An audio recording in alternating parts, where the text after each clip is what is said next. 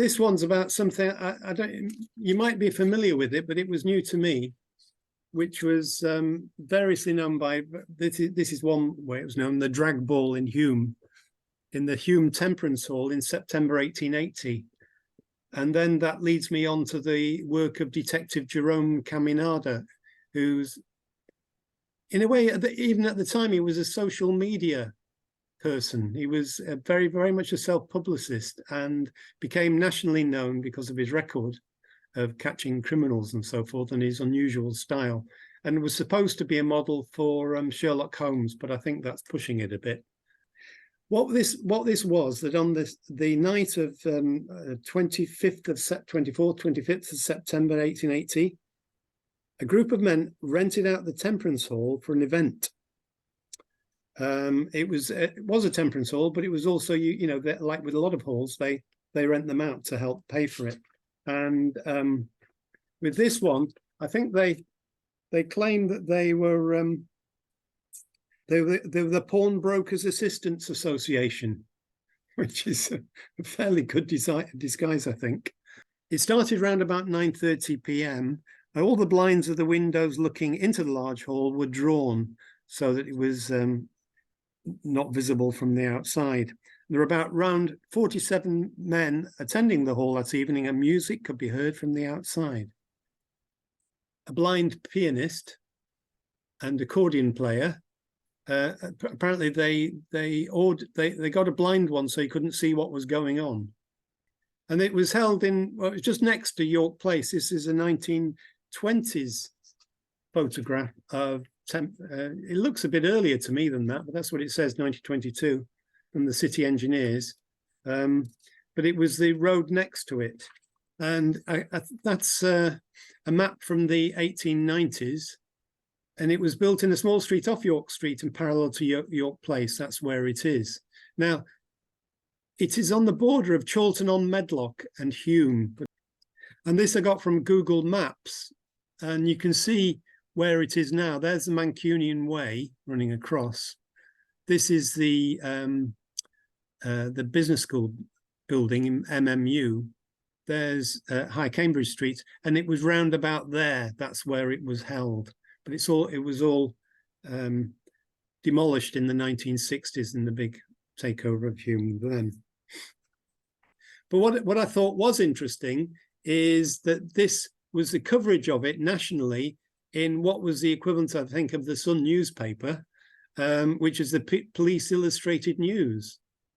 So that was the front page. And you can see from the bottom of it, it included, this wasn't all to do with the ball. There's a violent scene in an asylum, and an alleged murder of somebody in the bottom right one. But this is the one of the police managed to secure entry. Apparently, it all seems a bit unbelievable. Maybe that was the case. They secured entry by giving the password "sister" to the nun guarding the door. Hilarious.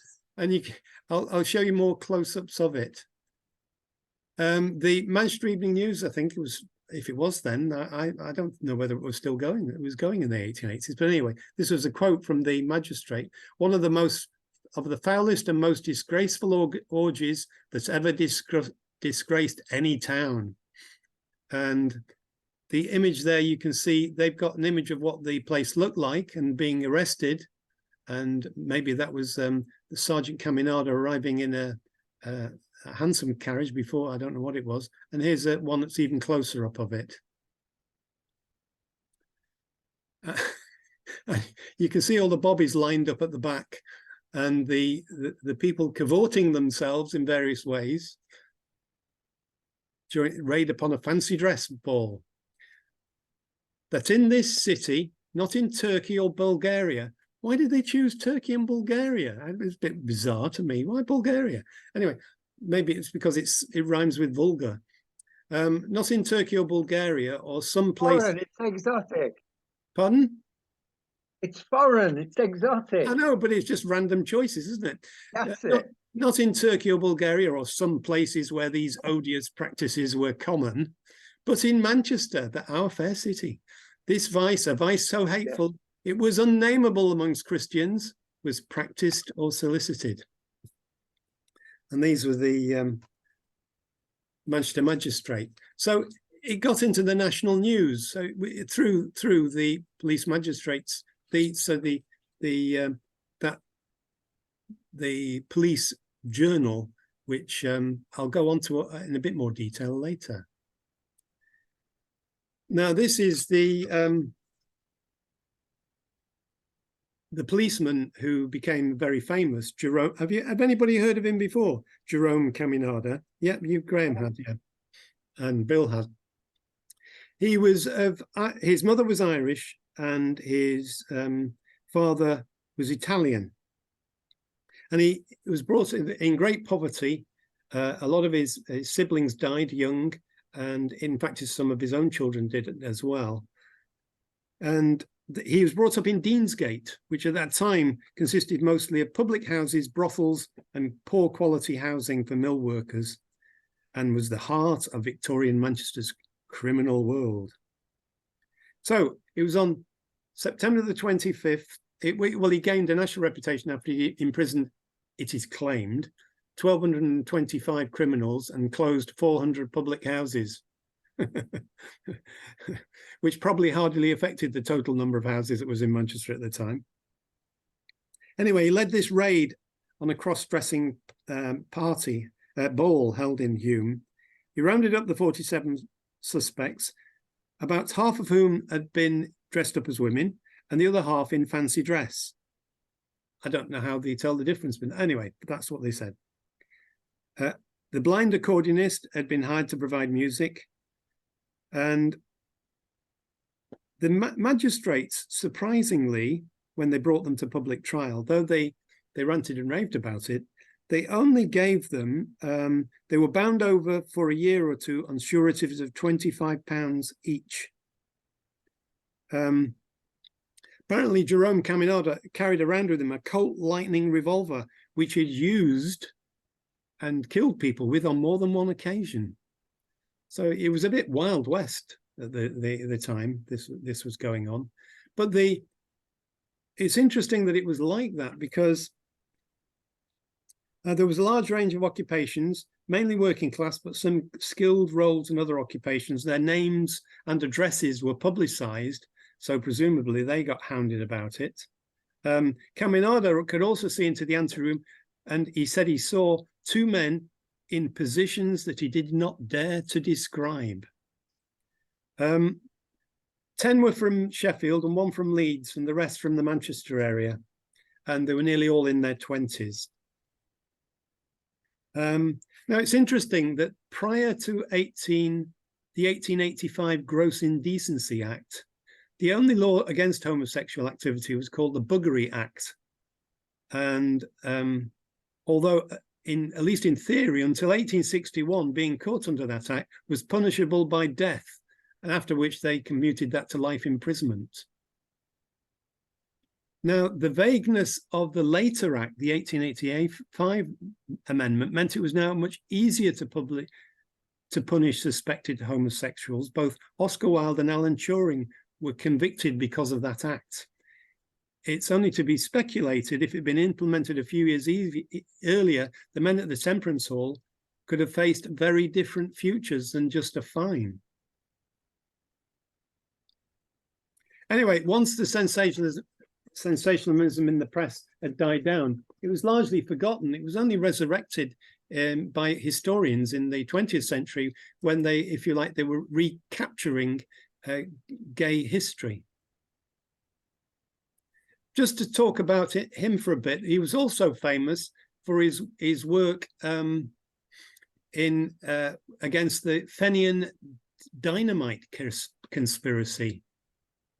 The Fenians were as a description of a group of Irish men, mainly, who were aiming to bring down the British rule in Ireland well before it actually happened in the 20th century. In fact, my grandfather, Thomas Geraghty, he my mother said that when she was a very good pianist, and when she was very young, she used to, in the cellar of their house in Hayward in Lancashire, she used to play the Irish rebel songs so that his group of Irish friends who he was involved in this, and they could have the Irish flag. And this was before it became you got the partition of Ireland. So there are some links to my own family in that. This was an explosion at the Salford barracks, in which caused damage to the butcher's shed and started off a whole set of Fenian dynamiting, which was, does anybody know where that come from? Where the funding for all that came from? Irish Americans. A lot of the Irish Americans, of course, were people who'd left during the Irish potato famine and had a very, very anti-British approach, understandably, considering what happened. So that was the Fenian, and it was the first one. There were a whole series in London, including one on the House of Commons, another sort of Guy Fawkes attempt. So it was planned, organised, and funded by Irish Americans, whose one skilled scientist is worth an army. It's interesting, that, isn't it? The technology meant you were also able to assemble the various materials and assemble them locally in people's kitchens and so forth. But they had various explosions. This is taken again from the London Police News Bulletin. The explosion at the Tower of London, because most of them were based in London.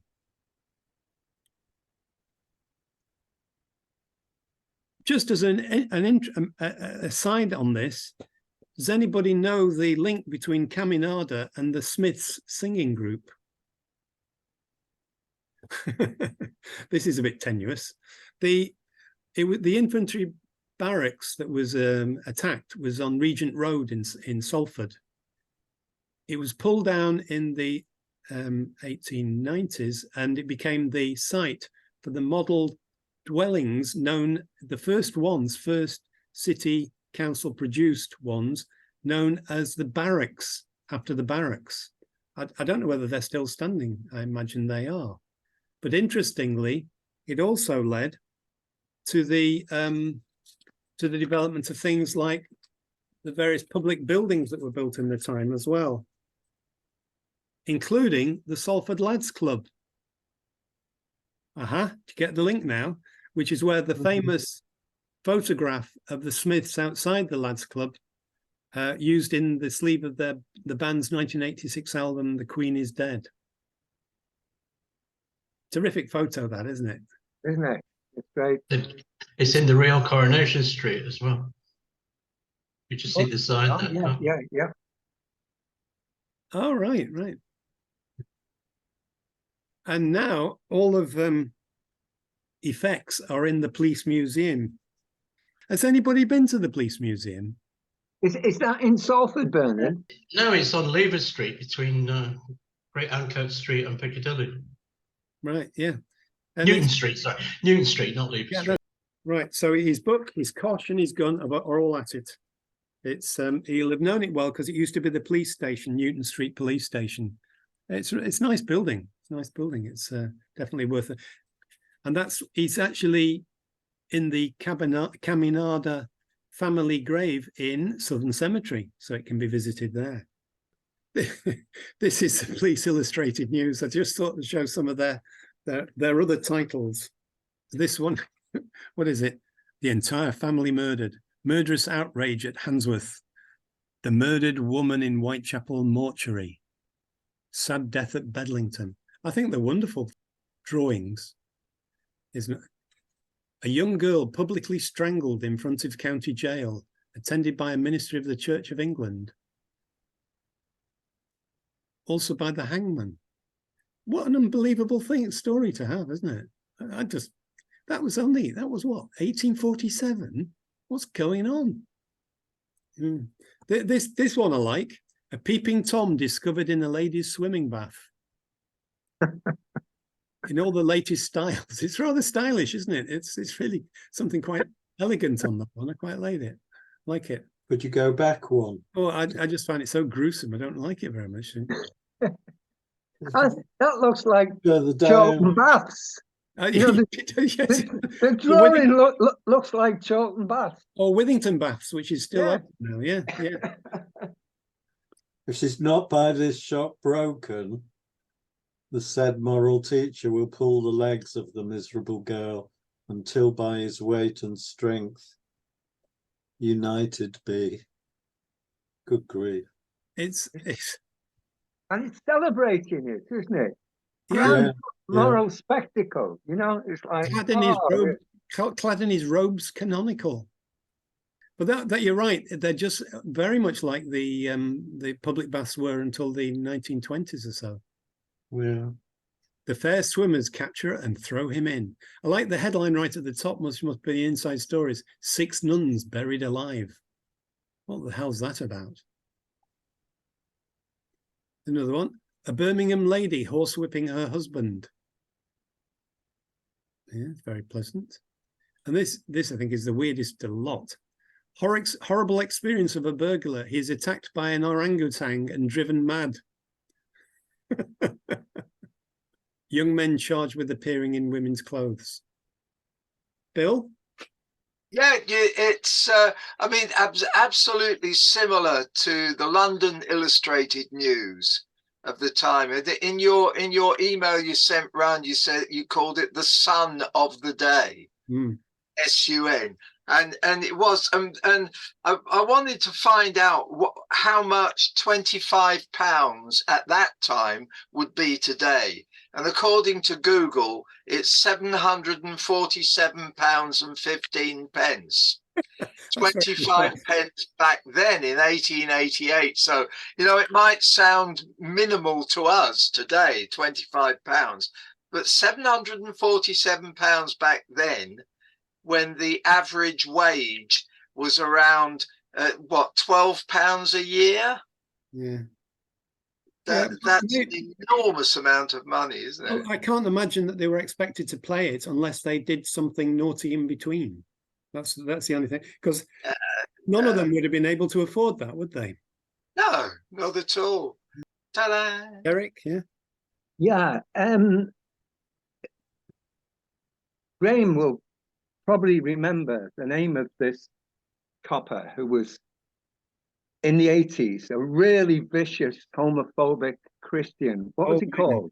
I was on the committee of 42nd Street, which is a mental health project for young people in Manchester. Very well known. And our building was number 42, whatever it was, on this street, and it was opposite a gay pub.